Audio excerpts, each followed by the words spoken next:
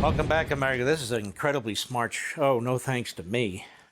Thanks to Tom Sowell and now Victor Davis Hanson, really, who I've come to greatly admire as one of the great, outstanding minds in America today. Victor Davis Hanson, you heard your friend and your former colleague, Dr. Thomas Sowell. He paints a very concerning picture about this nation. What is your general take on what he had to say?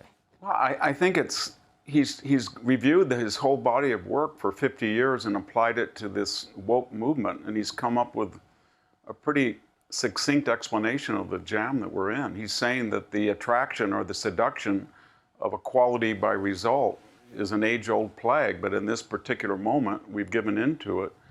And he's kind of channeling, as he's quoted before, Alex de Tocqueville, that most people, unfortunately, would rather be equal and poor than better off and have some people better off than them, and that politicians cater to that desire and exploit it.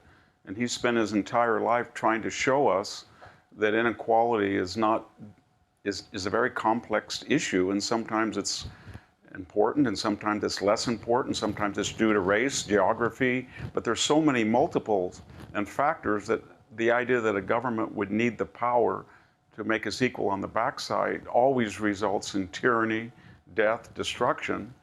And he's devoted his life to trying to explain that to us again and again. As have you. And you know, Victor Davis Hanson, I don't think anybody's done more to explain the damage of an open border and unchecked immigration than you.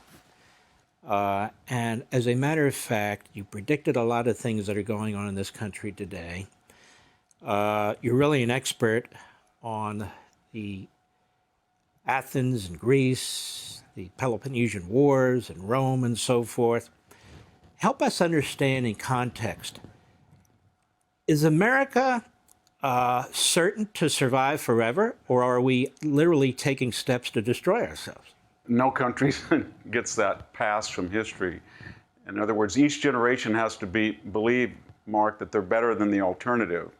They don't have to believe they have to be perfect to be good, but they have to be better than the alternative. When you fail collectively to believe that, history steps in and says there's no reason for you to continue when someone else would like your power or your prestige or your influence. And there's certain things throughout time and space that are essential to a country. I think that's why you and Tom Sowell and others are worried. You have to have a sovereign border. You can't replicate your system all over the world. It's beyond the human ability to do so. But in a confined space, you have power to create a culture and a country and a politics and an economy, and we're not doing that. In fact, what's really Orwellian is with this new effort not to allow illegal immigrants to go northward into sanctuary cities where you think they'd be welcome, but in fact, they're not welcome, but they're being forced to go back to Texas. We've redefined the U.S. border in a way, Mark, as north of Texas, and said it's okay if you come across the border as long as you stay in a red state. It's almost like we've ceded sovereignty to Mexico. But all of these things that Tom and you were talking about, and Donald Trump and Ron DeSantis, all of the Republican candidates for the most part, they're talking about a systemic collapse, whether it's crime or energy or the economy or the border, that the left finally got their moment. And we've now witnessed something we haven't seen maybe since 1932. An empowered, progressive, hard left, free to do what they want, and the results are in. And they've destroyed most of the big cities in the United States. They've caused the largest migrations in American history out of blue states into red states. They've destroyed the criminal justice code. They've destroyed the southern border. They've humiliated us abroad with Afghanistan. And they've called all of that disaster a success. And we're watching it in real time. When we come back, Victor Davis Hanson, are we in the middle of a revolution?